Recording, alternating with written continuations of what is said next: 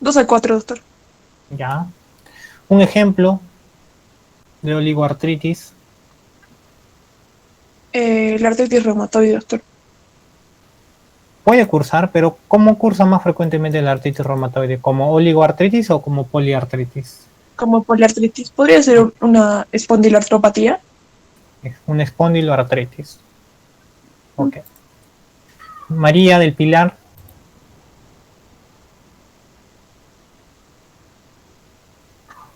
María del Pilar.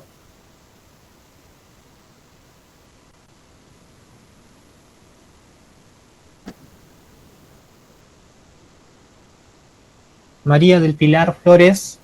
¿No está?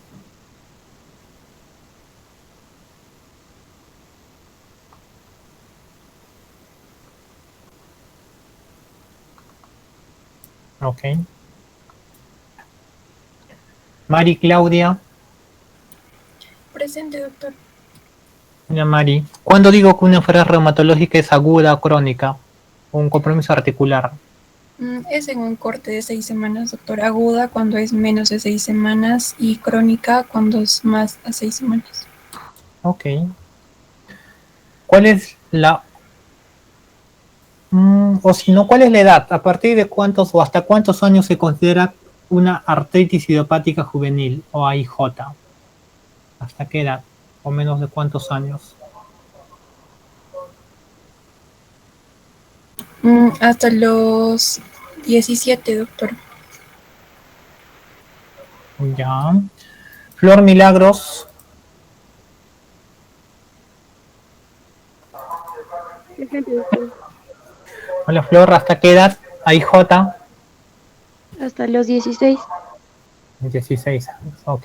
¿Cuál es el tipo, cuántos tipos de AIJ hay? Según la clasificación HILAR, que es la más frecuente.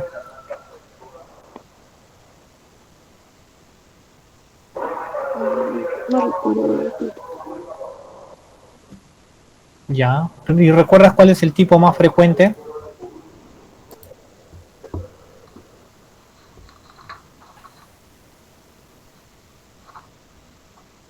No, doctor. Ya. Rosa Elida.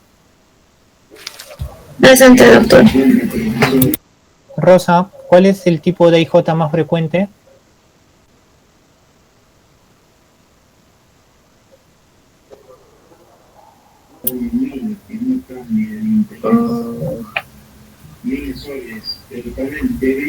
Eso no lo recordaría bien, doctor. Ya. ¿Recuerdas cuántos tipos de AIJ hay? No, Ya. ¿De qué año es la clasificación, los criterios de clasificación de la artritis reumatoide? 2010. Ok. José Manuel.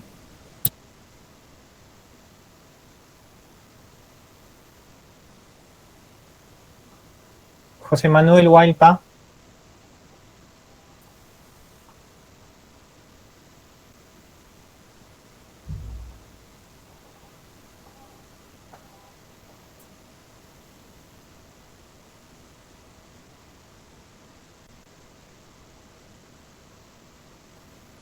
¿No está José Manuel?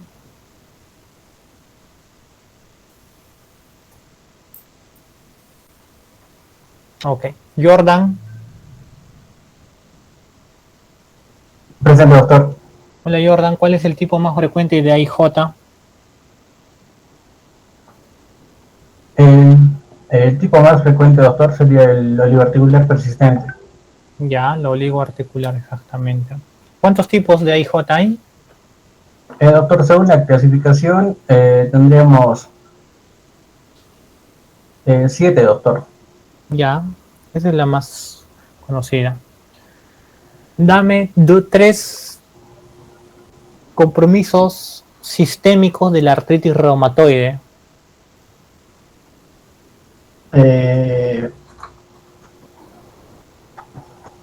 Ya, doctor, los compromisos sistémicos podría ser uno, ¿no? Las enfermedades pulmonares, en las pulmonares principalmente el EPID, ¿no? Ya, Luego enfermedad ocular, ojo seco, escleritis, puede también un síndrome de Sjögren secundario por artritis reumatoide.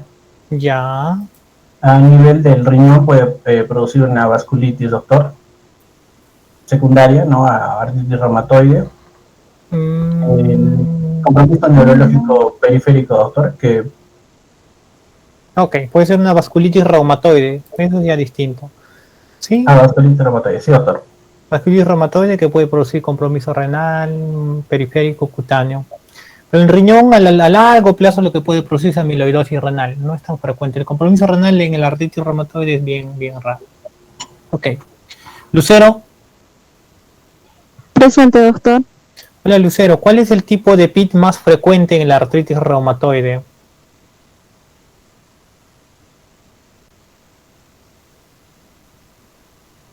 Doctor, sería el patrón New. Patrón New. Ok, perfecto. ¿Qué exámenes se tiene que pedir a un paciente con artritis reumatoide al momento del diagnóstico?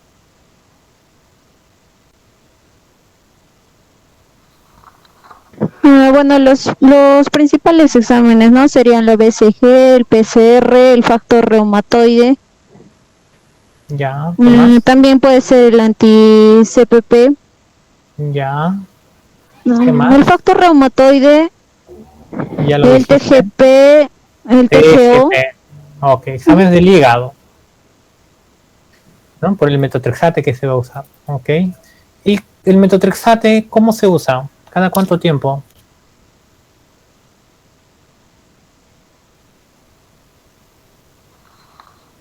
Doctor, el metotrexate se va a utilizar una vez por semana.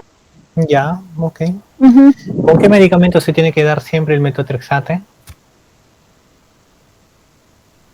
El metotrexate siempre se debe utilizar con el ácido fólico, doctor. Ok, Lucero. La anterior vez... ya, ok. ¿Quiénes Buenas expusieron tardes. la anterior vez? ¿Quién me estaba? Doctor, doctor, buenas tardes. Un favor, tenía problemas de conexión y recién me pude conectar. Me informaron mis compañeros que me había llamado para los orales. No sé si me podría preguntar. Claro. Ok, José Manuel. Ya te había puesto falta. Tienen que tener cuidado con las conexiones. Y tú ya tenías una falta anterior. Ok. A ver. ¿Cuáles son los compromisos? ¿Tú expusiste la anterior vez? No. O creo que sí. Sí, expuse. ¿No? Ok. Entonces hablemos de... A ver, el nombre de un inhibidor de JAK quinasa, que es una molécula sintética pequeña.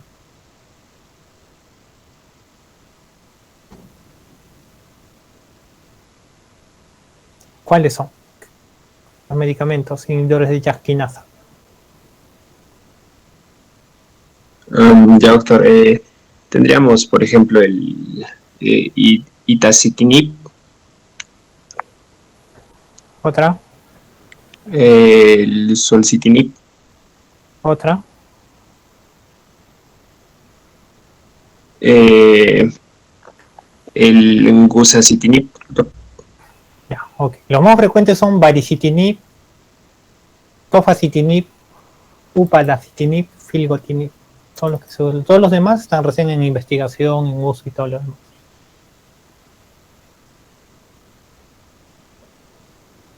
Respecto a los medicamentos, los corticoides, ¿cuáles son su mecanismo de acción? ¿Cómo actúan?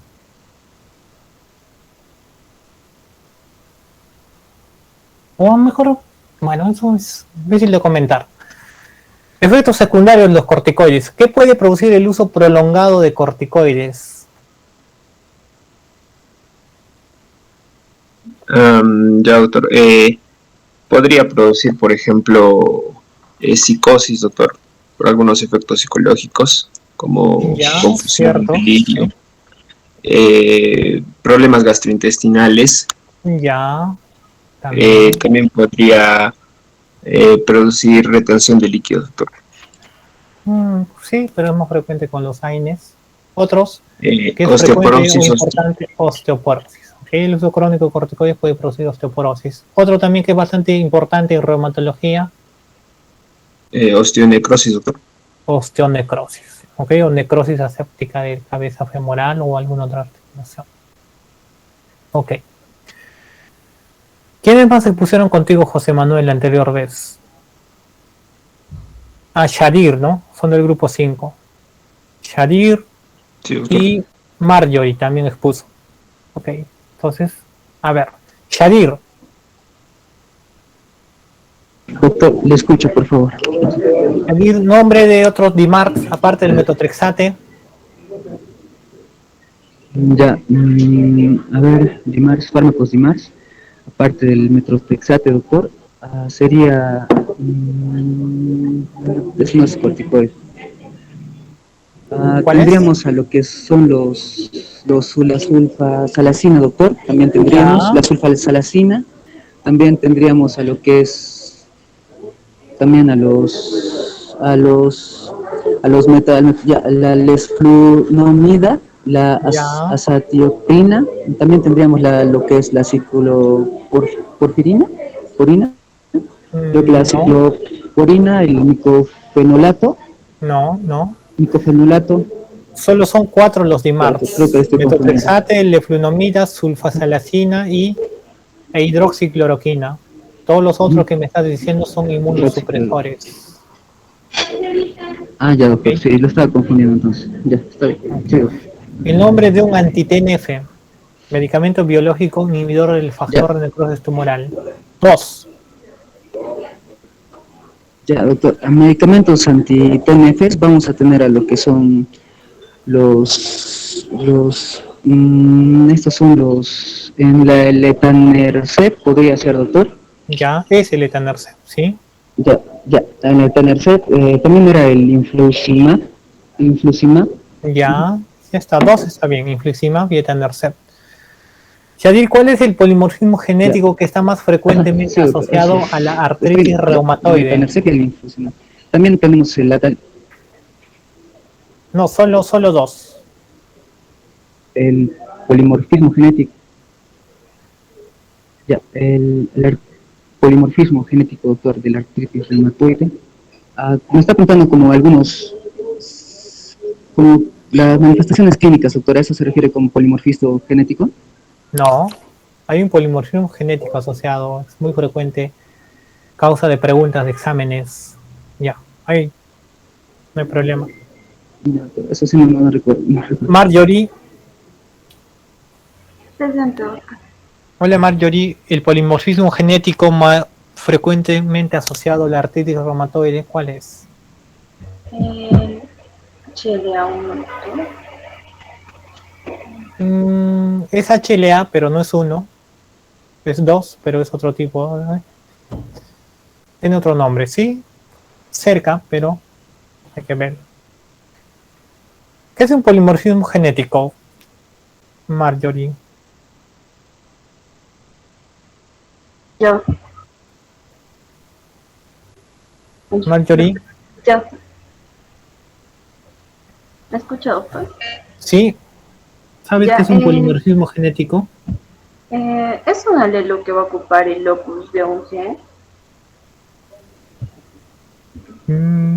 Ya, pero no es la definición completa. Ok.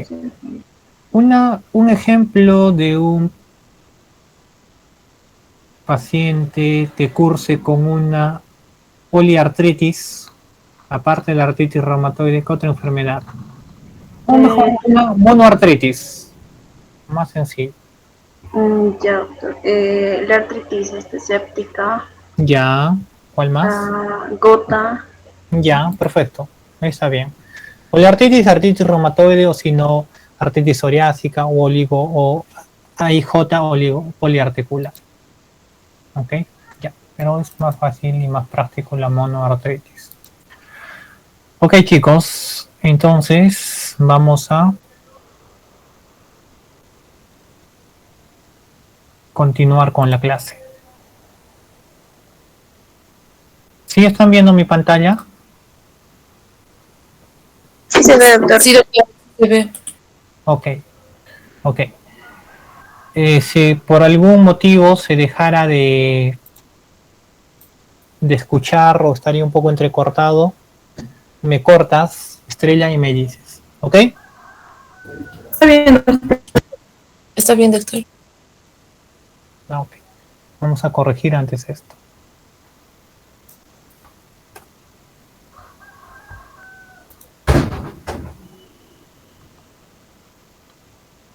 Me faltaba una O.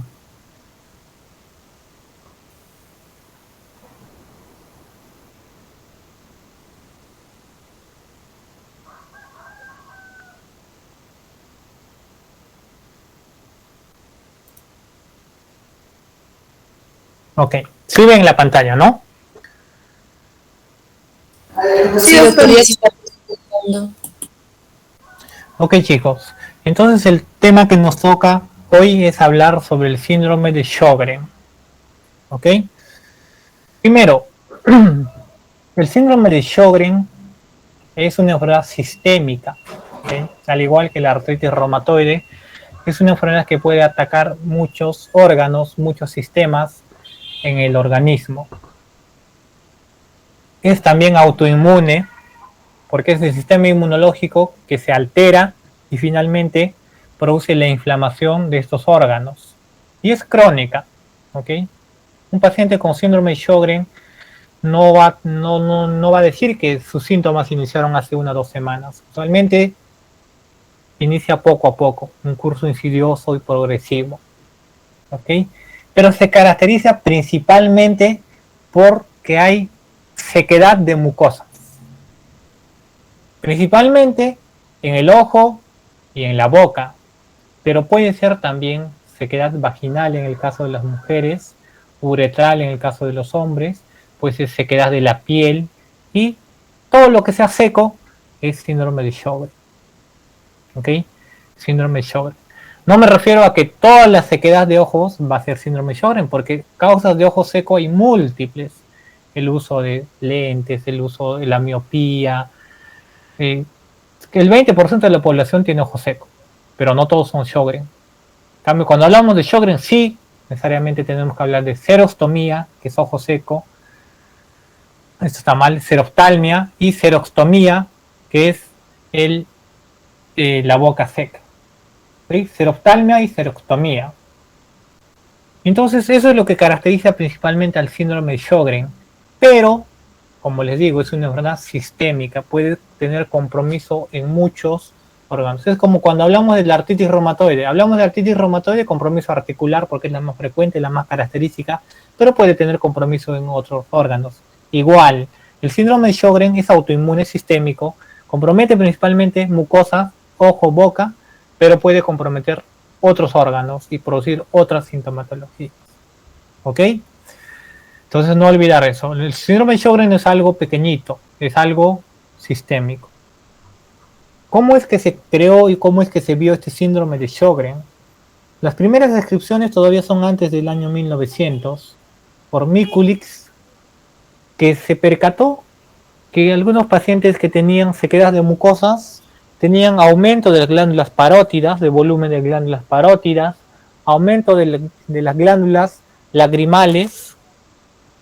Sabemos que las glándulas parótidas están aquí, ¿no? A nivel del ángulo, preauriculares. Las glándulas lagrimales a nivel de la comisura del ojo. ¿Okay? Entonces, estos pacientes tenían aumento de volumen aquí, y algunas incluso de las glándulas submandibulares, a lo que después se le llamó enfermedad de Mikulicz, y que actualmente hace poco tiene incluso otro nombre, pero es un tema aparte, ¿no? Se llama enfermedad relacionada a IgG4, pero así inició. Estos pacientes tenían ojo seco, boca seca, y le pareció peculiar.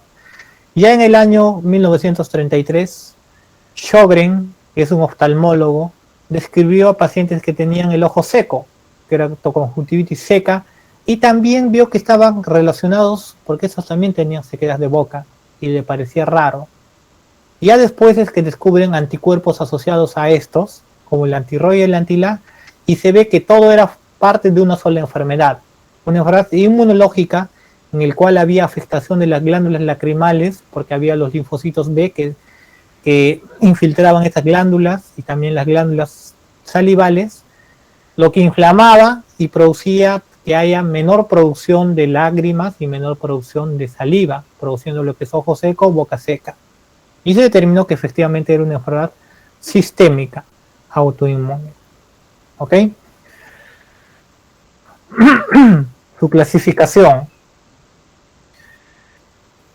Se clasifica solo en dos: síndrome de Sjögren primario y secundario. Es importante y es muy fácil, ¿ok? Primario, o primero partamos por el secundario.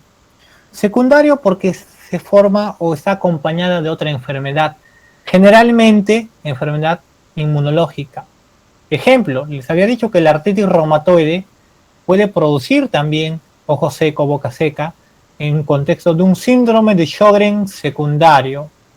Al igual que la artritis reumatoide, el lupus, las miopatías inflamatorias, la esclerosis sistémica, las vasculitis, principalmente la GPA o granulomatosis con poliangiitis, pueden producir síndrome de Sjögren.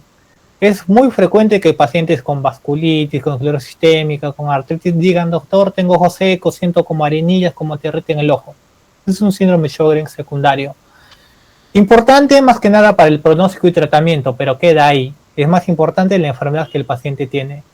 El síndrome de Sjögren secundario puede ser secundario a infecciones, VIH, hepatitis C. ¿Okay? Ese es un síndrome de Sjögren secundario. No es tan importante por las manifestaciones, sino más que nada para el manejo y su relación.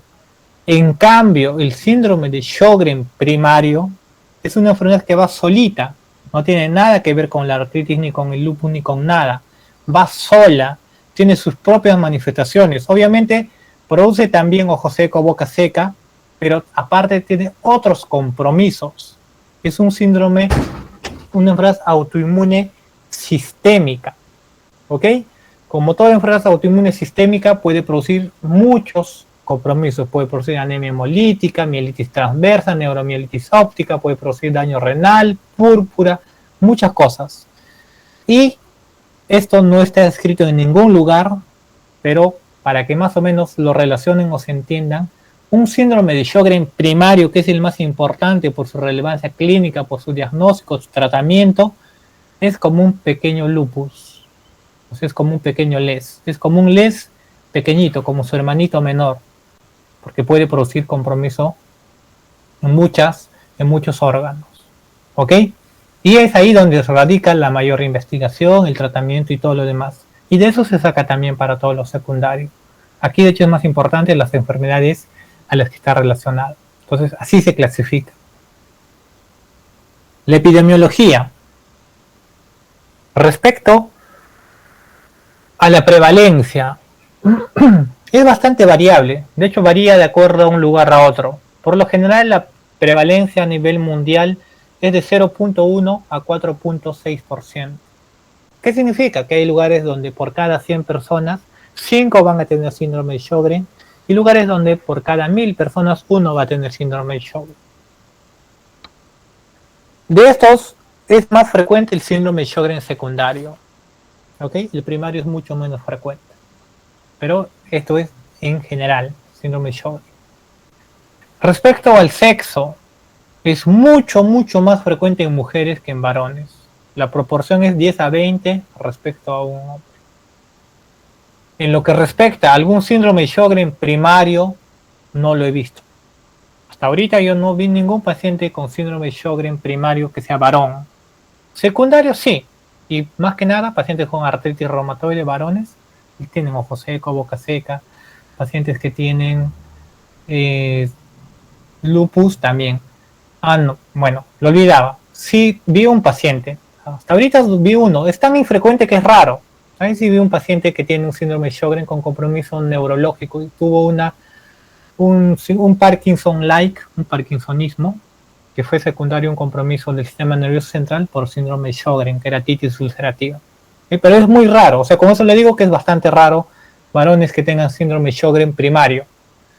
Sí hay, pero es bastante raro. Es mucho más frecuente en las mujeres, ¿ok? Primario. El secundario sí, hay también. Es más frecuente de hecho en mujeres, pero hay bastantes casos de varones. La edad de presentación frecuentemente tiene picos, puede ser a los 20 y 30 años, pero más frecuentemente se da hasta los 50, 60 años. En la cuarta, quinta, sexta década de la enfermedad. ¿Okay? Así se presenta el síndrome de Sjögren. Los factores de riesgo, ya hablamos que de hecho ser mujer tiene muchos factores de riesgo y la edad de presentación.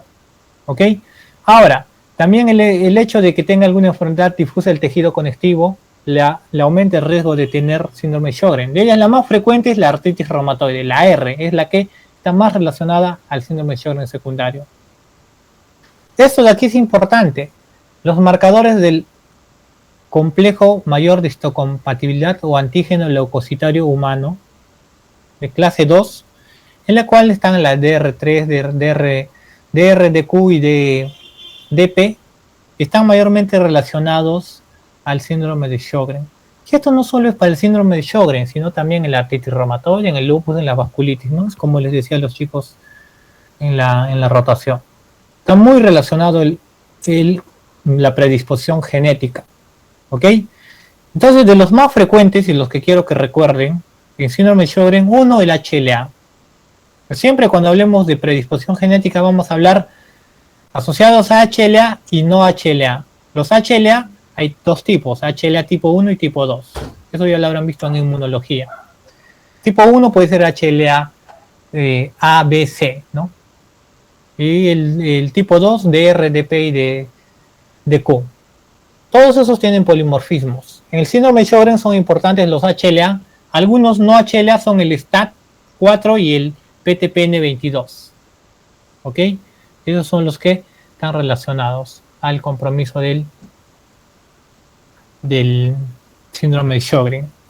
Pero para que se entienda un poquito más esto, y vamos a verlo también, les traje esta diapositiva del polimorfismo genético. ¿Sí? Que ya hablamos un poco en la artritis reumatoide. Les traigo aquí porque también va a ser importante para el resto de enfermedades autoinmunes sistémicas. Polimorfismo genético es la variación en una secuencia de la cadena de ADN, por ejemplo, esta adenina, guanina, y aquí que no logro ver porque aquí me tapa este anuncio, pero ustedes sí deben estar viendo en las pantallas.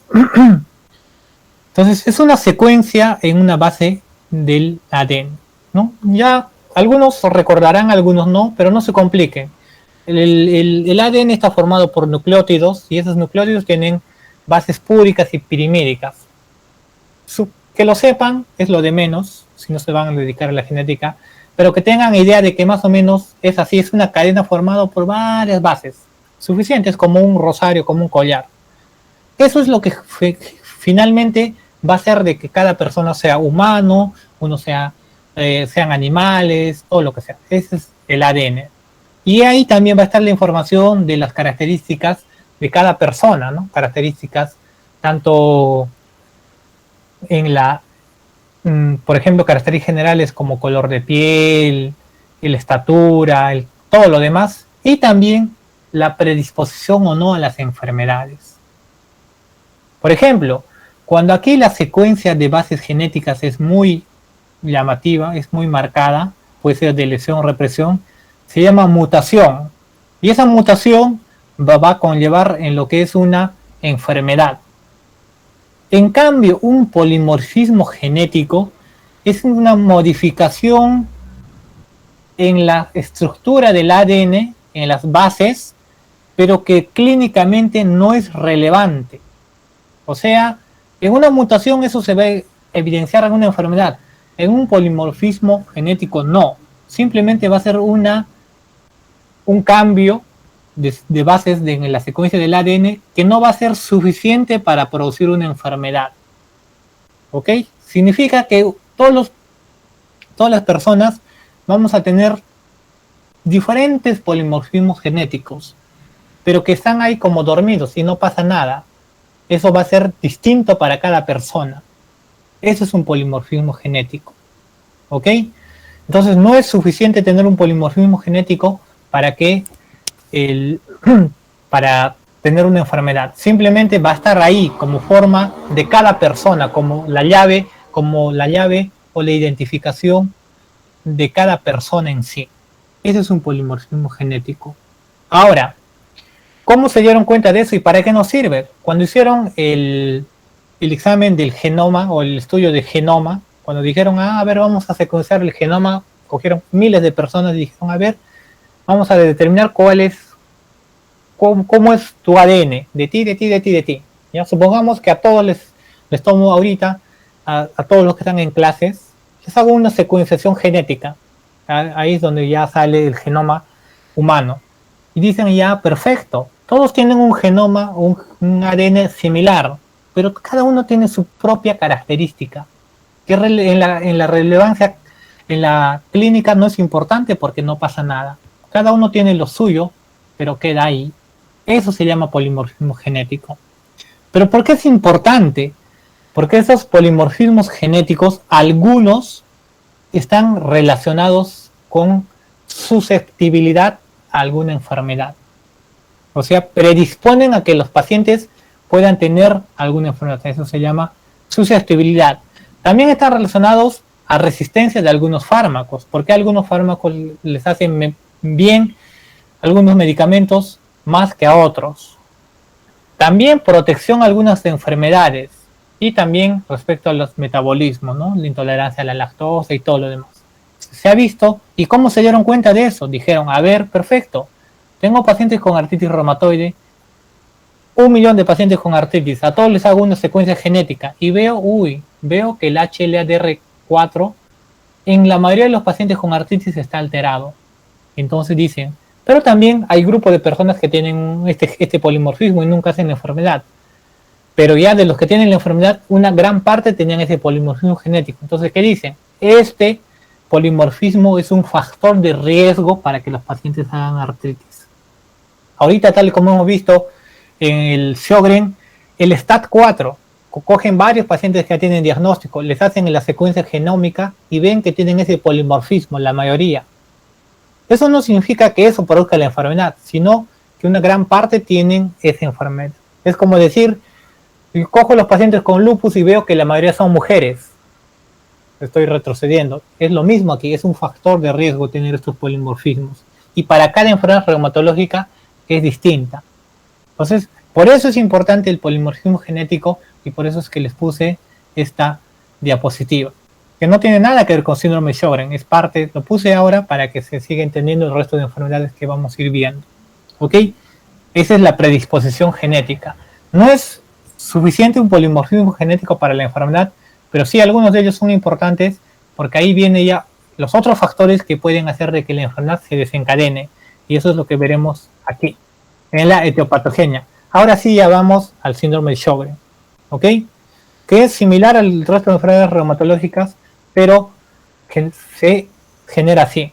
Todo parte con que los pacientes tengan una pérdida de la tolerancia inmunitaria a los autoantígenos. ¿Qué significa? Nuestro organismo está frecuentemente relacionado con antígenos de afuera y antígenos propios, pero hay una inmunidad, una tolerancia que dice, a ver, los linfocitos dicen, esto sí lo reconozco el epítope, creo anticuerpos, pero lo reconozco porque tienen el HLA tipo 1, tipo 2 o tal vez los no HLA y los reconozco como parte mía y no pasa nada. Pero cuando esa tolerancia se pierde, ya no reconocen adecuadamente esos antígenos. Entonces el organismo empieza a atacar el propio cuerpo. Eso se llama pérdida de la tolerancia inmunológica. Entonces cuando ataca el propio cuerpo, se desencadena la cascada inflamatoria formada por los linfocitos T, después activan estos a los linfocitos B, después estos linfocitos B vuelven a activar a los linfocitos T. Y ya sabemos qué producen los linfocitos T y B. La activación de la inmunidad humoral y la inmunidad celular, formada por interleucinas y complementos, que finalmente van a formar el complejo de ataque de membrana, el complejo, y van a producir una inflamación. Y dependiendo de dónde sea la inflamación, va a haber la enfermedad. En el síndrome de Sjögren, principalmente va a ser el epitelio ductal de las glándulas zócrinas, ¿no? Glándulas submandibulares o glándulas salivales y glándulas lacrimales. Y los va a producir activación de linfocitos B, linfocitos T, formación de inmunocomplejos, formación de complemento y todo lo demás, y que va a terminar en la inflamación de estas glándulas. ¿Ok? se inflaman las glándulas y ya no funciona adecuadamente, ya no produce saliva, ya no produce lágrimas. Y eso es lo que ya vemos nosotros como ojo seco, boca seca. Pero así es que se forma. Para que se entienda un poco mejor aquí, todo parte con que el paciente tenga factores de riesgo genéticos, a lo que llamamos polimorfismos genéticos, tanto HLA y no HLA, puede ser de HLA-DR, de Q, o STAT4, PTPN22, predisposición genética. Cuando un paciente tiene una predisposición genética va a pasar dos cosas. A lo largo de su vida va a estar expuesto a infecciones virales, expuesto a tóxicos, expuesto a medicamentos que van a despertar a estos polimorfismos genéticos, haciendo de que estos se conozcan como antígenos, pero no van a ser reconocidos de una manera habitual por el organismo, haciendo de que la tolerancia inmunológica se pierda. Entonces, predisposición genética, factores ambientales se juntan y hacen de que el sistema inmunológico se active. Primero siempre se activa en el síndrome de Sjögren la inmunidad celular mediada por los linfocitos TCD4, que mediante sus respuestas TH1, TH17, no tanto la TH2, van a producir inflamación y respuesta celular en el organismo de forma general. Y después va a haber un segundo golpe, que es como se llama, porque este es el primer golpe, después un segundo golpe, que va a hacer que estas células migren hacia las glándulas, en este caso las glándulas lacrimales y las glándulas salivales. Y a su vez estos van a producir activación de los linfocitos B. Y los linfocitos B también activan a los linfocitos T y se vuelve un círculo vicioso. Pero los linfocitos B también tienen una peculiaridad de producir anticuerpos, ¿no es cierto? Las inmunoglobulinas son anticuerpos producidos por los linfocitos B cuando maduran a células plasmáticas. Y así se activa todo. Todo se vuelve un círculo vicioso, se activa el linfocitos T, activa el B y sigue activando, produciendo interleucinas inflamatorias, otro receptor tumoral, interleucina 6, interleucina 1, forma inmunocomplejos, y todo eso generalmente o finalmente va a generar inflamación en diferentes estructuras del cuerpo. El síndrome de Sjögren va a ser en las glándulas salivales mayores, menores, glándulas lacrimales, pero también puede producir inflamación del resto de órganos en el cuerpo. Y que finalmente esto va a ir creciendo, ¿no? Primero va a haber compromiso aquí, que tal vez va a ser clínicamente no evidente a lo que se llama una fase preclínica, en la que primero hay inflamación o formación de anticuerpos, anticuerpo antinuclear, anticuerpos anti-SSA o llamados anti-RO. Y ya después va a haber un tercer golpe donde finalmente va a haber ya inflamación de los órganos, de las glándulas, ¿no? Donde ya se va a ver la sintomatología, ojo seco, boca seca, anemia hemolítica, lo que sea. Así se forma, así se produce el síndrome de Sjögren. Obviamente esto no es agudo, esto es crónico, esto demora meses, años en producirse, tiene que haber predisposición genética. Es lo mismo que le decía en la artritis reumatoide. Para que se produzca la enfermedad, tiene que haber varias cosas que coinciden, que finalmente van a formar o van a producir los síntomas y la presentación de la enfermedad. ¿Ok? Ahora, entonces ya hablamos de las manifestaciones clínicas. ¿Cómo ya, después de que todo eso se produce, cómo vienen los pacientes? Primero, boca seca. Xerostomía es boca seca. ¿Y qué es lo que dicen los pacientes? ¿Cómo se presenta boca seca? ¿Y qué debo preguntarle a los pacientes que tienen boca seca? Pero primero, ¿por qué se producen? Porque por todo lo que les he explicado, las glándulas salivales, que son mayores y menores, son glándulas parótidas, submandibular, sublinguales, todas esas van a empezar a fallar, porque se inflaman, va a haber infiltración de linfocitos, ya no van a funcionar adecuadamente, entonces ya no va a haber saliva, entonces ya no hay boca, ya no hay saliva en la boca. Para nosotros es fácil darnos cuenta porque nuestro organismo está produciendo constantemente saliva y no pasa nada y nunca nos damos cuenta. Pero ¿qué pasa cuando no hay esa saliva? Los pacientes empiezan a tener síntomas. ¿Y qué dicen? Doctor, amanezco con la boca seca, tengo la boca seca. Le dices, ¿y usted puede comer el pan, la galleta? No, no puedo comer pan, galleta. Hace ya un año tengo que necesariamente tomarlo con agua porque si no se atoro, es muy seco, no puedo comerlo. Eso es una boca seca. ¿Ok? Esa es la boca seca. Y generalmente eso puede producir de que los pacientes tengan caries dental, candidiasis oral, porque la boca, la saliva produce una flora normal. La microbiota en la cavidad oral es la adecuada gracias a la saliva, porque también el pH se mantiene gracias a la saliva. Pero cuando ya no hay saliva en forma adecuada, vienen las complicaciones de la boca seca. ¿Ok? Entonces, aparte, los pacientes pueden tener alteraciones del sabor. Dicen, doctor, siento como quemante, como fierro, no siento bien el sabor de las comidas. También son síntomas de boca seca. ¿Ok? Pero lo más importante es decirle, usted puede comer el pan y la galleta, y los pacientes dicen, no, doctor, no puedo comer. Lo tengo que tomar necesariamente con agua. Eso es una boca seca o xerostomía. ¿Es la causa única de xerostomía síndrome de Sjögren? No, hay medicamentos que pueden producir boca seca. ¿Sí? Pero estamos partiendo ahora del síndrome de Sjögren. ¿Qué más puede haber? Puede haber inflamación de las glándulas parótidas. ¿Ok? Las glándulas parótidas se pueden inflamar, siendo lo que es la parotidomegalia. Puede haber inflamación de las glándulas a nivel de las glándulas salivales menores, que no siempre son perceptibles. Puede haber inflamación de las glándulas submandibulares. ¿No? Las parótidas tan grandes, a veces se confunden con parotiditis viral, pero es parte de esta enfermedad, síndrome de Sjögren. ¿Ok? Esas son las manifestaciones en la boca. En el ojo, producen la xeroftalmia, el ojo seco. Ya les dije, el Sjögren no es la única causa de ojo seco, pero sí es importante para hablar de síndrome de Sjögren que los pacientes tengan ojo seco. ¿Ok? A lo que le llaman queratoconjuntivitis seca. ¿Por qué se produce? Porque hay disminución de producción de lágrimas por las glándulas lagrimales. ¿Okay? Hay diferentes tipos de ojo seco. En el síndrome de Sjögren principalmente está afectada la capa lipídica, ¿okay? O la producción de lágrimas. Ahora,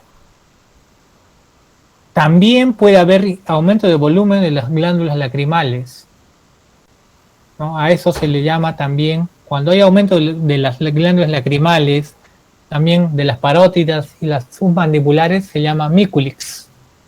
Lo que antes se llamaba miculix, ¿no? Así inició también la descripción del síndrome de Sjögren.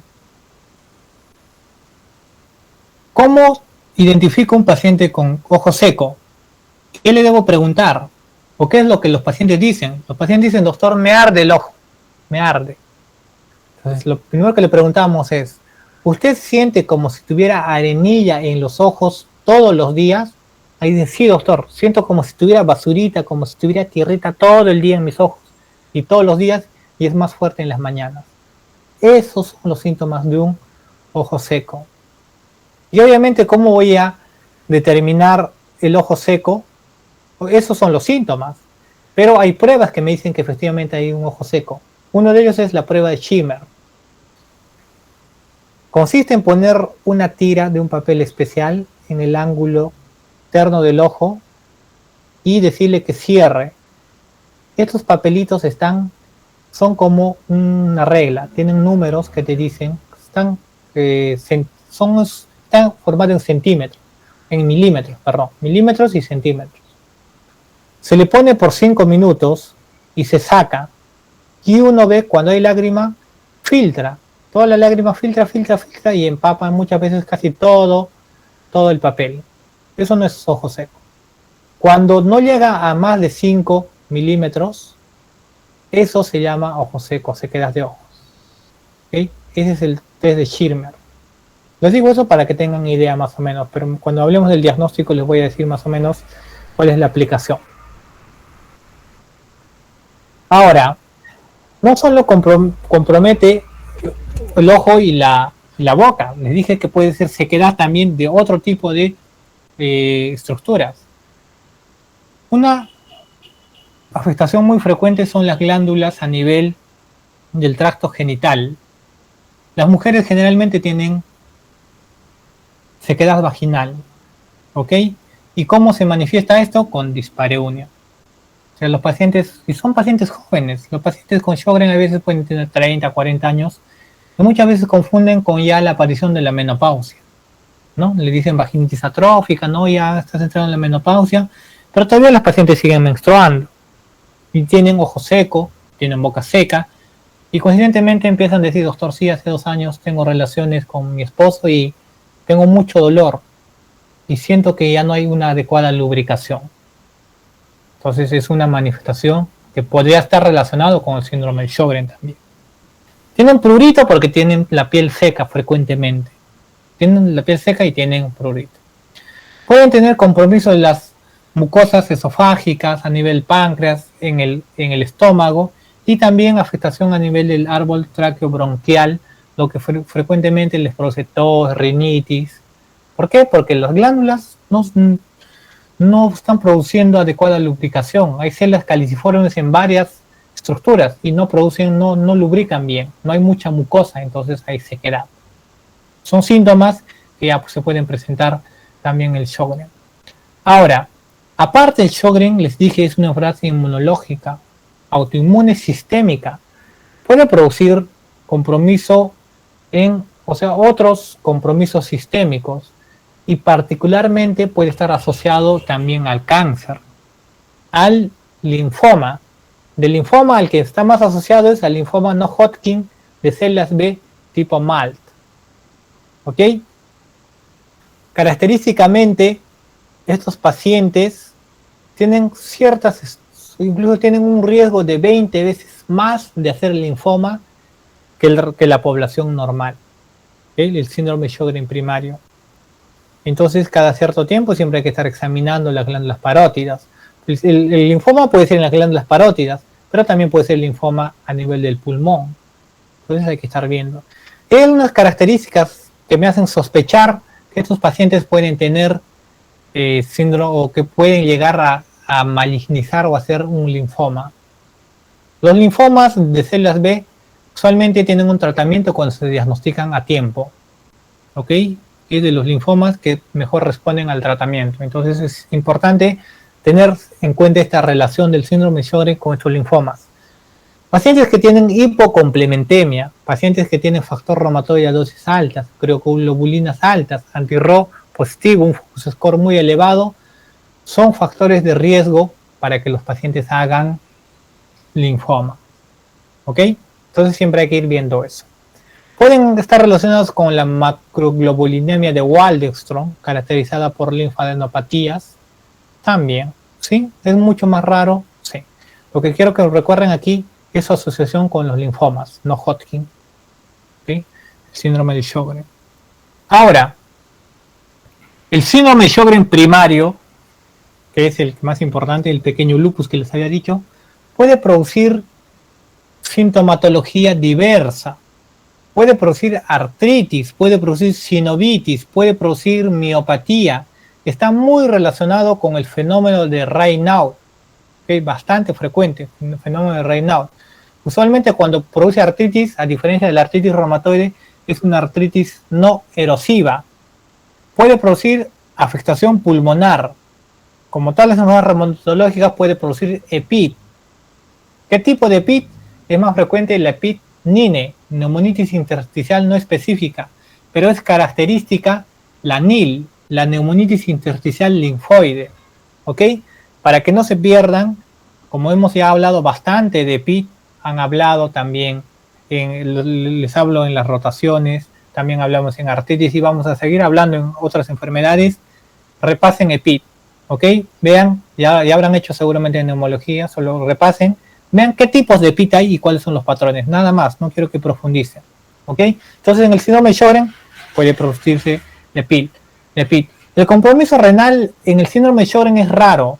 Cuando se presenta produce una nefritis túbulo intersticial, o sea, casi no hay compromiso de creatinina, proteinuria, hematuria, muy, muy raro. Es más un compromiso túbulo intersticial y es infrecuente. O sea, no es, a diferencia del lupus que produce mucho compromiso renal, el síndrome de Sjögren no tanto. Es frecuente el compromiso neurológico, puede producir neuropatía periférica, puede producir polineuropatía, puede producir compromiso del sistema neurológico o del sistema nervioso central, puede producir mielitis transversa, ¿ok?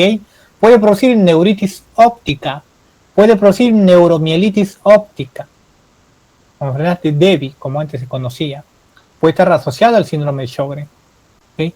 Hace poco Nada más tuvimos una paciente que venía del Instituto de Ciencias Neurológicas porque tuvo una mielitis longitudinal, ¿sí? Compromiso a nivel cervical, dolor, adormecimiento, parestesias en las manos. Le hicieron una resonancia y tenía una mielitis. Y era una mielitis longitudinal que finalmente terminó siendo un síndrome Sjögren primario, porque tenía pocas características o poco compromiso de sequedad, sí, pero tenía marcadores inmunológicos bien altos, ¿sí? El anti-ROP bien positivo. Entonces, puede haber compromiso. Puede producir anemia hemolítica autoinmune. Hay muchos pacientes con anemia hemolítica que están mucho tiempo, se les hace estudios negativos para todos, son idiopáticos, finalmente es un síndrome de Sjögren. ¿Sí? Por eso es que decía que el Sjögren pues, es como un pequeño lupus, el Sjögren primario principalmente. ¿Okay? Puede producir vasculitis cutánea, púrpuras palpables o no palpables. Las lesiones purpúricas están presentes en reumatología. Cuando lo han visto en dermatología, pueden ser idiopáticas, pueden ser secundarias a infecciones, a medicamentos, pero también hay muchas enfermedades reumatológicas que pueden producir. Una de ellas es el síndrome de Sjögren.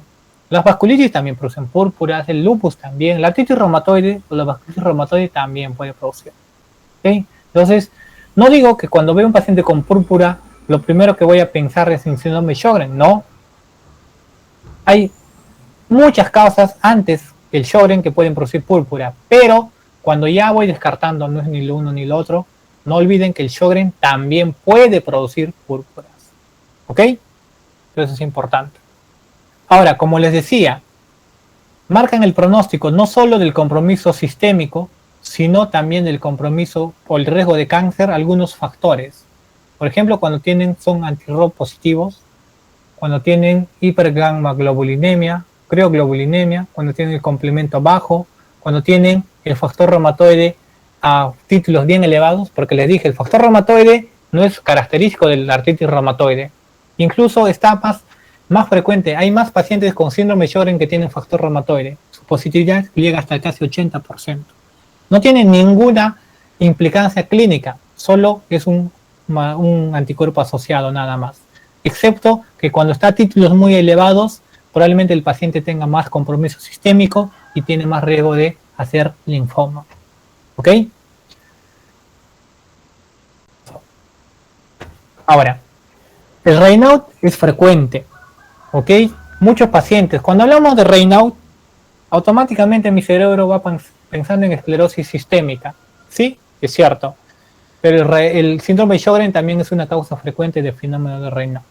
¿Sí? Ya veremos la fase que es PCR, palidez, cianosis y rubicundez. Cuando hablemos de esclerosis sistémica, incluso hay una exposición de fenómenos de Raynaud. Pero tienen que saber que puede ser producido por el Sjögren primario. Ahora, la astenia o los síntomas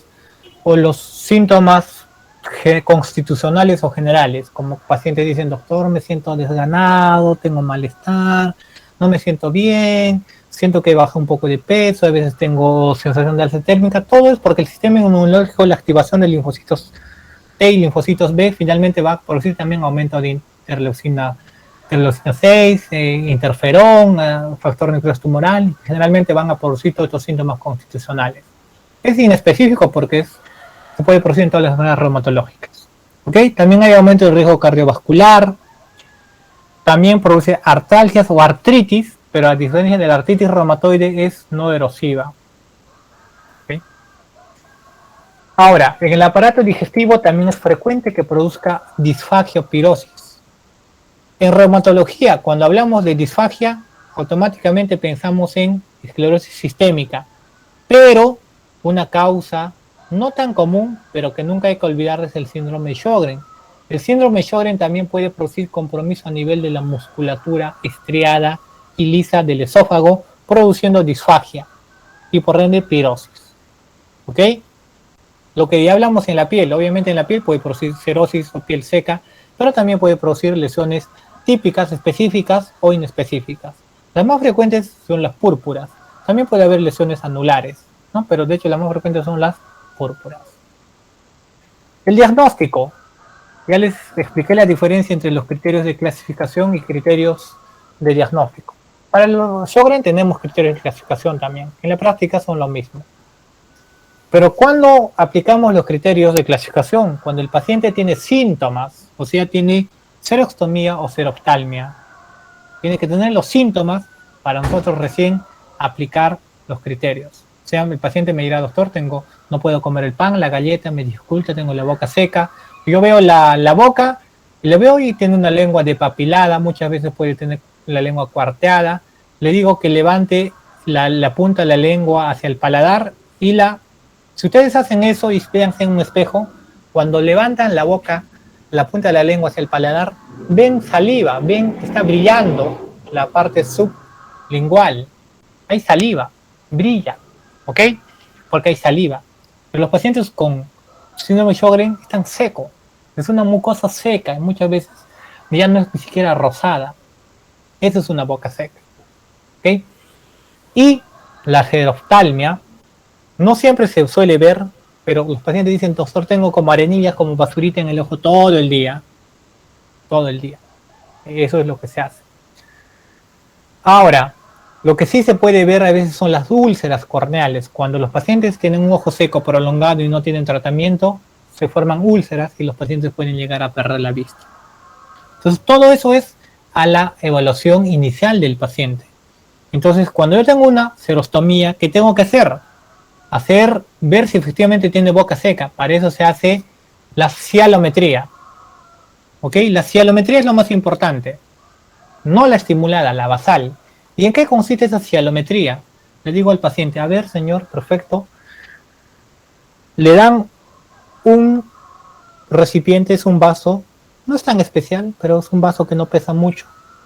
Tienen una balanza, pesan el vaso. Supongamos que pesa 100 gramos, ¿ya? Listo, 100 gramos, ya sé que pesa 100 gramos. Le digo al paciente, abra la boca y no lo cierre por 5 minutos.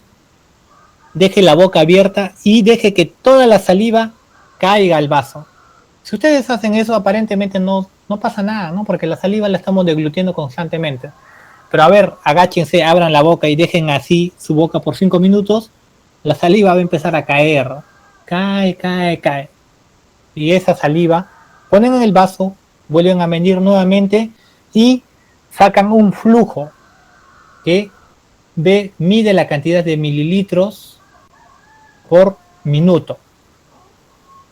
¿Ok? Y eso, cuando es menos de 0.1, eso es boca seca. Así se hace el diagnóstico final de la serostomía. Ahora, se puede hacer cuando hay boca seca, se tiene que hacer la biopsia de glándula salival menor. La serostomía, como les dije, es una manifestación del síndrome de Sjögren, pero puede ser producido también por otro tipo de enfermedades o también algunos medicamentos. ¿Ok? Pero ya cuando hay serostomía tengo que hacer la biopsia de glándula salival menor. ¿En qué consiste? Imagínense que esta lengua no existe. Aquí está el labio. La glándula salival menor coge el labio, lo jalo y se hace un pequeño corte de 1 centímetro poniendo lidocaína. Se hace un pequeño corte y saco las glándulas salivales menores con un pequeño mosquitero o un Kelly pequeño.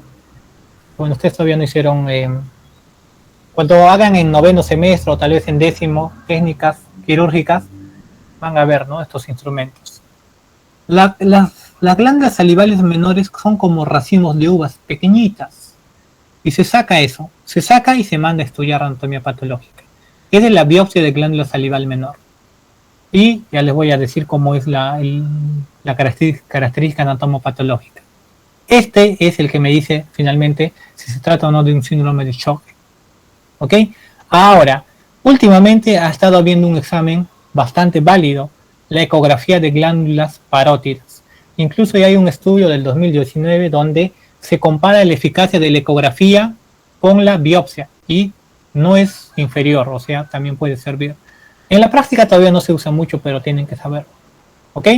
Ahora, para el ojo seco, igual. Es decir, doctor, tengo ojo seco, tengo arenilla como tierrita en el ojo todo el día. Ya está bien. ¿Cómo lo corroboro? Con un test de Schirmer, el test que les había dicho. O en oftalmología hacen un examen con su lámpara de hendidura y aparte con una tinción donde también determinan el ojo seco. Se llama BUT, B-U-T.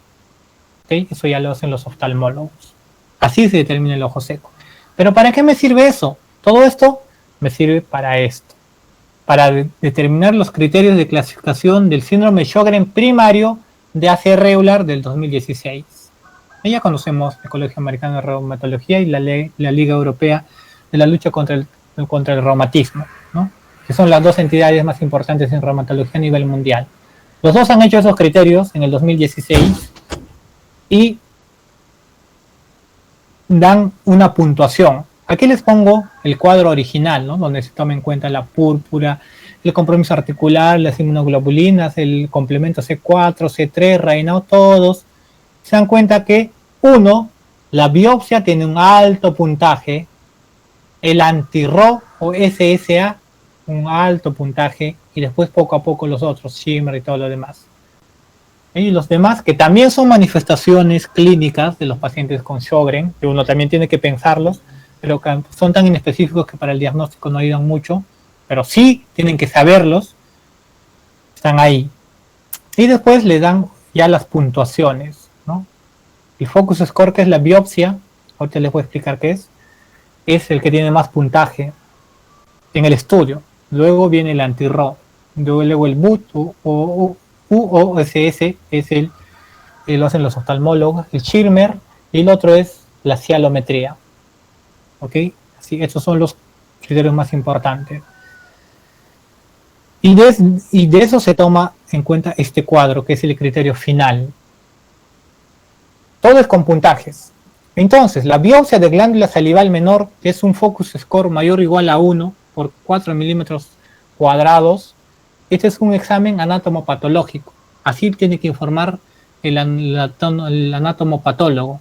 Y eso no es nada más que una cialoadenitis linfocítica focal, o sea, es infiltrado de linfocitos. ¿Ok? Eso te da un puntaje de 3 puntos. El anti-RO también es muy importante y te da un puntaje de 3. ¿Se acuerdan que aquí les hice ver que, de hecho, este es mucho más importante que el anti-RO? Sí, pero para cuestión de diagnóstico tienen el mismo puntaje. Pero ustedes tienen que saber que obviamente la biopsia es el más importante. Para cuestión de puntos, para inclusión, sí, pues tienen el mismo puntaje, pero este es mucho más, tiene más peso que este. ¿Ok? Y después viene el test de Schirmer, en el que si es menor o igual a 5 milímetros en 5 minutos, les dije que se pone en el ojo, basta que en uno de los ojos cumpla esto, y es un criterio, te da un punto. Y si tiene la cialometría no estimulada menor a menos 1 o menos 0.1, o menor o igual a 0.1 mililitros por minuto, esto es flujo, también te da puntaje de 1. ¿Ok? Entonces, si tengo una biopsia con un Schirmer positivo, ya doy 4 puntos. Se necesita 4 puntos para decir que es un síndrome de Sjögren primario. También se usa para el secundario, sí, pero solo se extrapola. ¿Ok? Ahora, si tengo un anti-RO positivo y un test de Schirmer positivo, también teóricamente ya puedo decir que tiene un síndrome de Sjögren primario, pero para estar más seguro sería ideal también hacerle una biopsia de glándula salival menor, siempre y cuando se pueda. ¿Ok? Así se hace el diagnóstico de síndrome de Sjögren primario, con los criterios de clasificación de ACR regular del 2016. Tome en cuenta 5 ítems y a cada uno le da un puntaje. Lo más importante es anti-RO y la biopsia de glándula salival menor. Solo para tomar en cuenta, el anti-SSA es lo mismo que anti-RO, es lo mismo. El anti-SSB es el anti-LA. Para que se recuerden, RO, LA, A, B. ¿Ok? Sí. El más importante es el anti-RO, pero el anti-LA también sirve para el diagnóstico. El ANA positivo también está casi siempre presente en los pacientes con síndrome de Sjögren. Tienen que saber para enfocar los diagnósticos. Pero no forman parte de los criterios porque el ANA sabemos que puede ser positivo en muchas cosas. El anti-LA no todos lo tienen. El anti-RO sí, la mayoría, y es el más importante. Pero para nosotros aplicar esos criterios, tenemos que excluir antes otras enfermedades. ¿Ok? Ejemplo, si tengo un paciente que tiene cáncer de mama o cáncer de tiroides, a quien le han hecho radioterapia, quimioterapias en el cuello, probablemente esa sea la causa de su boca seca. Entonces, no me sirve. Si tengo un paciente que tiene hepatitis C confirmado por reacción en cadena de polimerasa, también puede ser la causa de su ojo seco, boca seca. Sería como un Sjögren secundario. Tiene un paciente con VIH, también. Sarcoidosis, también. Amiloidosis, también. Enfermedad contra huésped o injerto, también. Y el otro que no veo aquí, pero lo único que falta aquí debería ser la enfermedad relacionada a IgG4, que ustedes deben estar viéndolo en su pantalla, pero no lo veo porque tengo un anuncio que me tapa. Se tiene que descartar antes. ¿Ok? O sea, ¿se acuerdan que yo les dije que el miculix era cuando se inflamaba la parótida, la glándula submandibular y la glándula lagrimal?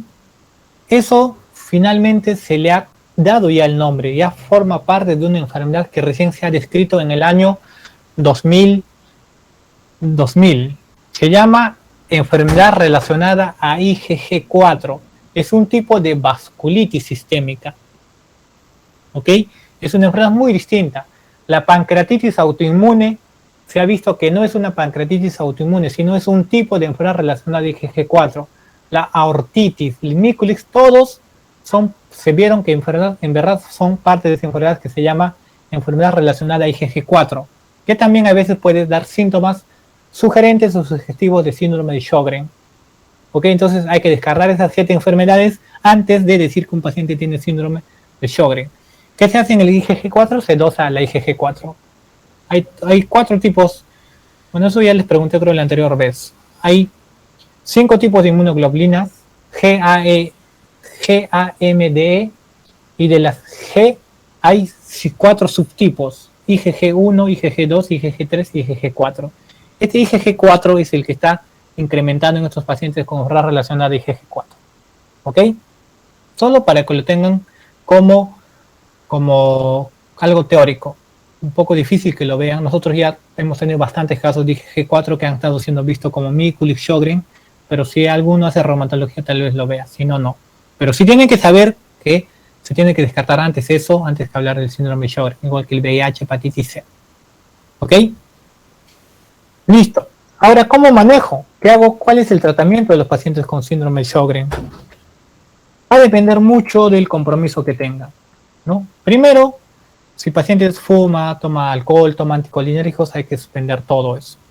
Ahora, paciente que tiene seroftalmia, tiene que usar lágrimas artificiales, sí o sí, y va a depender mucho de las sequedades de ojos. Puede usar cada hora, cada 2 horas, cada 3 horas. Usualmente se inicia cada 6 horas, una gota en cada ojo, cada 6 horas. Si aún así persiste que tiene sequedad de ojos, cada 4, cada 3.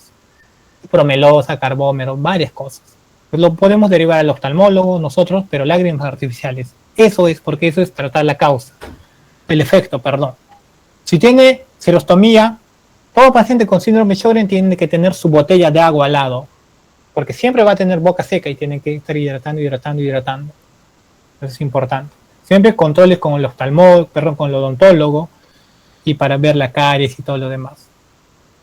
Segundo, puede haber medicamentos colinérgicos que pueden hacer de que se produzca o que hacen de que se produzca mayor producción de lágrimas por el sistema nervioso simpático, mayor producción de lágrimas y saliva, que también ya se va a ir mejorando los síntomas de sequedad. ¿Ok? Segundo, si hay fatiga o si hay compromiso, por ejemplo, de síntomas generales, hay que descartar siempre las otras enfermedades. Muchas veces, al igual que la artritis reumatoide, el síndrome de Sjögren puede estar relacionado con el hipotiroidismo. A veces depresión, linfoma, fibromialgia. Entonces hay que curar y tratar eso. ¿Ok? Ahora, en los compromisos musculoesqueléticos, los pacientes va a depender mucho de qué compromiso tenga. Si tengo un paciente con artritis, le puedo dar corticoides, incluso le puedo dar DMARDs o fármacos, ¿no? Como el metotrexate o tal vez la hidroxicloroquina. Si la respuesta es ineficaz, puedo dar rituximab, puedo dar micofenolato, azatioprina. ¿Ok? Cuando el compromiso es refractario. Entonces, en conclusión, lo primero que se trata en un paciente con síndrome de Sjögren es la sequedad de boca y la sequedad de ojos, con salivas artificiales y agua y lágrimas artificiales. Segundo, lo que se trata es el compromiso inmunológico. Lamentablemente, la mayoría de los medicamentos no han mostrado mucha eficacia en controlar ese sistema inmunológico. Tal vez porque el diagnóstico es ya muy tardío, ya el sistema inmunológico ya se ha activado y ha inflamado las glándulas salivales y las lagrimales y ya es irreversible. Pero si el tratamiento es oportuno, cuando todavía hay un proceso inflamatorio, muchos de esos pacientes responden bien. Se les da hidroxicloroquina, se les da azatioprina y dicen, sí doctor, siento que ya no tengo mucho ojo seco, ya no tengo mucha boca seca. Entonces ahí uno tiene que, ya no importa mucho lo que dicen las guías, sino importa más la medicina basada en el paciente, ¿no? O sea, si hay medicamentos que logran mejorar al paciente, se les tiene que continuar. Si hay medicamentos que no le mejoran, lamentablemente solo vamos a tener que dar lágrimas y todo lo demás, y el compromiso va a quedar ahí. Pero es distinto cuando el paciente tiene un compromiso sistémico. Les dije, pues hay pacientes que pueden tener neuromielitis óptica, mielitis transversa, anemia hemolítica, púrpuras. En ellos sí, el sistema, el tratamiento inmunosupresor con azatioprina, micofenolato, rituximab está indicado. ¿Ok? Entonces, el tratamiento de por sí, como les había indicado, tal vez en la artritis tienen que saber mucho más sobre el tratamiento. En el síndrome de Sjögren tienen que tener ideas generales del tratamiento. Muchos no lo van a ver, más que nada tal vez para los exámenes y todo lo demás. Ok chicos, ese es el síndrome de Sjögren. ¿Alguna consulta? ¿Alguna duda? ¿Alguna pregunta?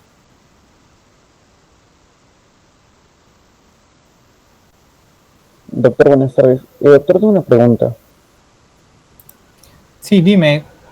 André, doctor, ¿no? Sí, doctor. Doctor, no me quedó muy claro con qué fármacos actualmente se busca tratar la autoinmunidad en el síndrome de Sjögren. Ok. En el síndrome de Sjögren, el fármaco que más ha estudiado es la hidroxicloroquina. El estudio dice que la hidroxicloroquina, que es un antipalúrico, no tiene eficacia en los resultados en control del sistema inmunológico. ¿Okay? Pero se ha hecho una extensión de ese estudio con ecografía. O sea, dijeron, a ver, si hemos visto que tal vez en la clínica no hay mucho beneficio, ¿qué pasa con las glándulas? Y se ha visto que hay una mejoría glandular ecográfica con la hidroxicloroquina.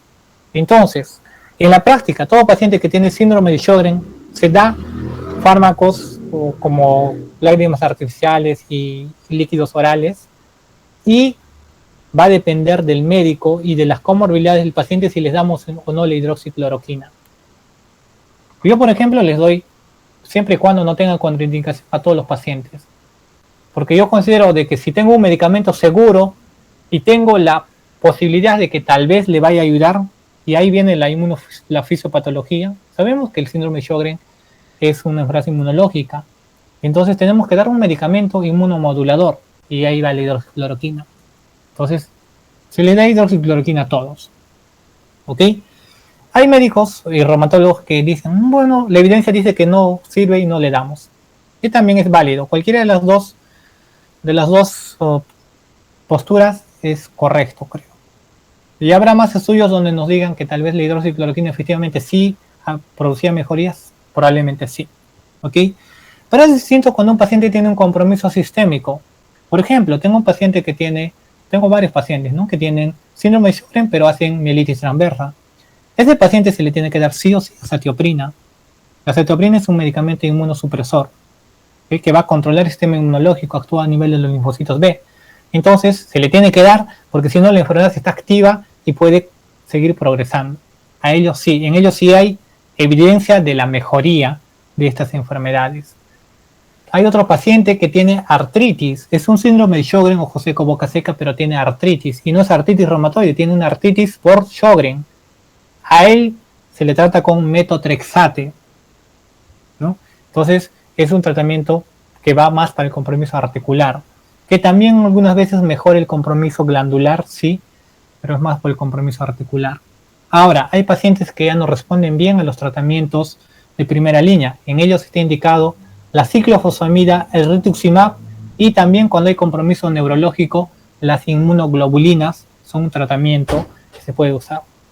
No hay ninguna guía respecto a qué medicamentos se tienen que usar, como por ejemplo en la artritis, que les digo, no saben que tienen que usar esto, después esto, lo otro, lo otro, lo otro. 1000 medicamentos. En el Sjögren no.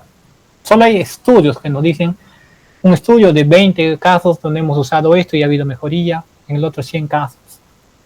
Todo está en inicio. ¿Ok? Entonces, ¿qué medicamentos? En conclusión, hidroxicloroquina, metotrexate, leflunomida, después azatioprina, después ciclofosfamida, rituximab e inmunoglobulinas. Ese es el arsenal terapéutico para controlar el sistema inmunológico en los pacientes con síndrome de Sjögren. ¿Alguna otra consulta? Gracias, doctora.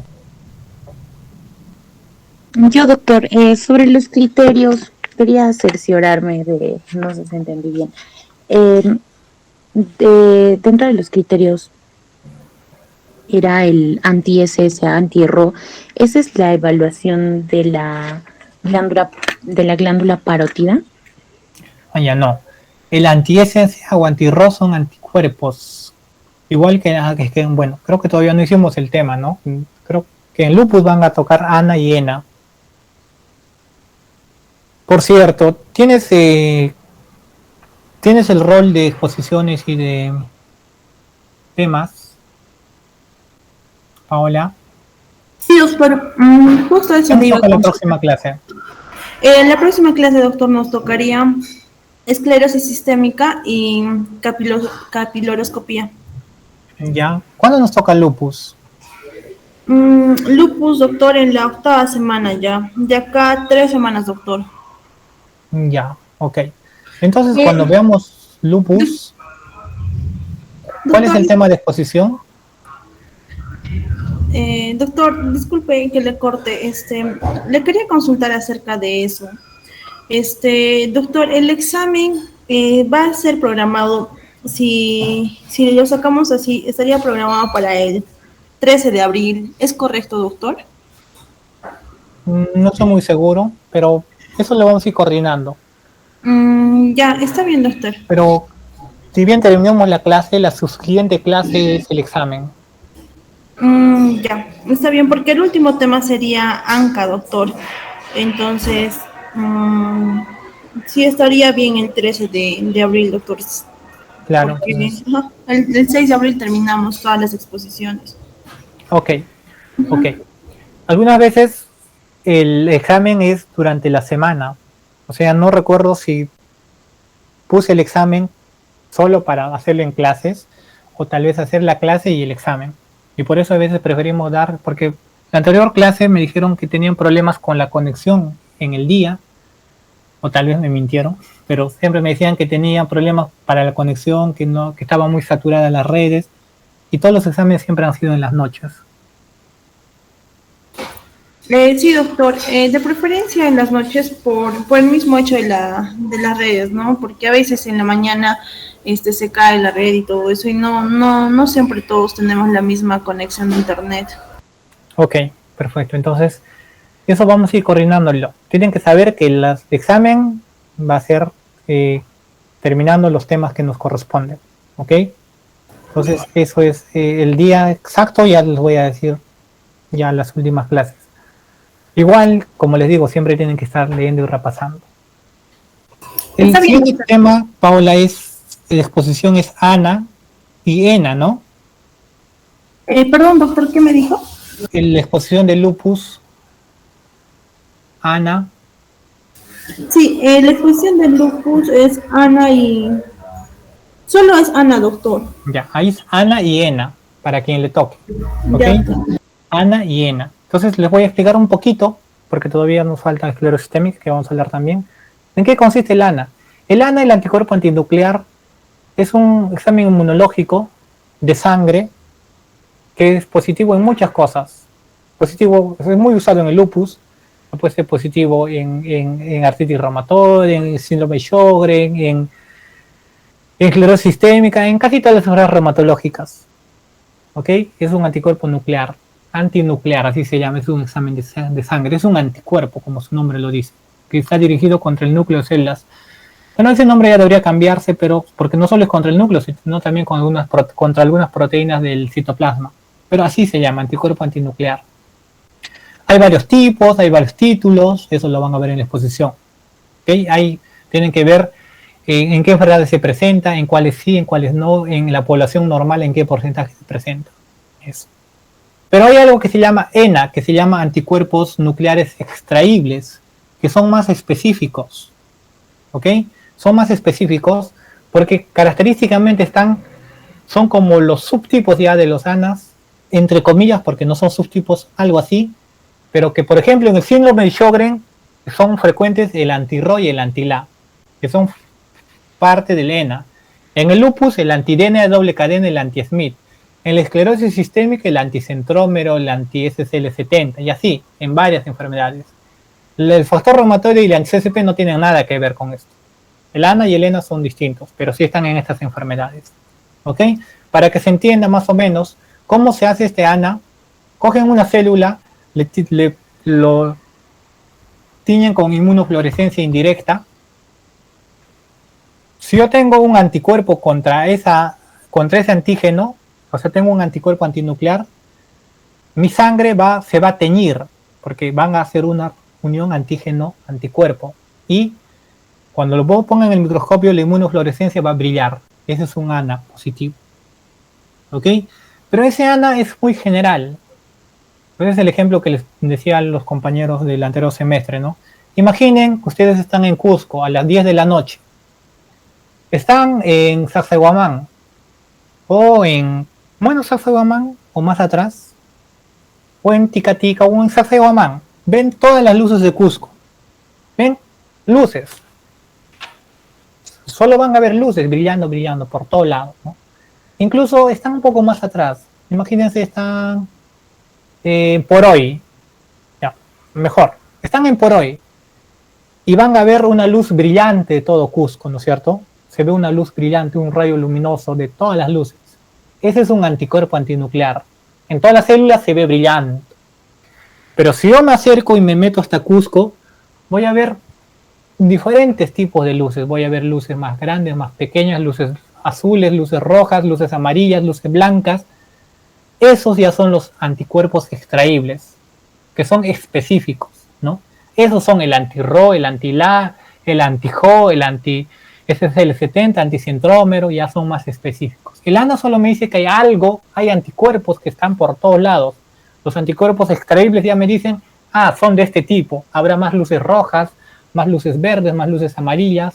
Esos son los anticuerpos extraíbles. ¿Ok? Entonces eso lo van a ver en la exposición con más detalle. En el síndrome de Sjögren, uno de esos anticuerpos extraíbles es el anti-Ro y el anti-La. Son los que están más frecuentemente asociados al síndrome de Sjögren. De ellos el más importante para los criterios es el anti-Ro, también llamado anti-SSA. El otro es el anti-La, también llamado SSB. ¿Okay? El anti-Ro te da 3 puntos, es un examen de sangre, es un anticuerpo. Sacan sangre, dosan y dicen, sí, anti-Ro positivo, tantos cruces o tanto valor. ¿Okay? Entonces es un examen de sangre. ¿Alguna otra consulta, alguna otra duda?